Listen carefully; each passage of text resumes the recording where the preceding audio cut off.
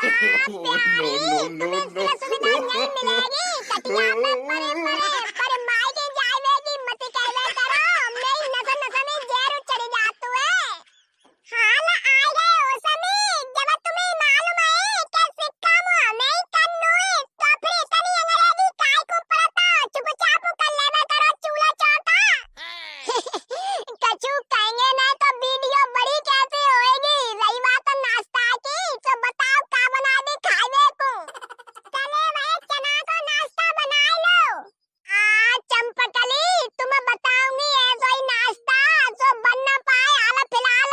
अब देखियो चना कैसे तल जाएंगे। पहले चना पानी में भिजाए डाले जाते हैं। अगर तुम्हें चने को नाश्ता खाना तो संजय को बता देती तो कम से कम हम भी पानी में तो डाल देते फूली में।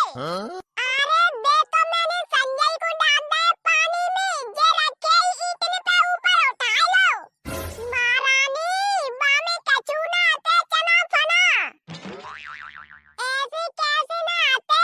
संजय को तो मैंने डाले आते 2 किलो कहाँ चले गए। डाले आई हूँ बेचने को 2 किलो चना खाएगी। ले देख रहे हो अपन मम्मी के कारनामे कहाँ चाह रही है।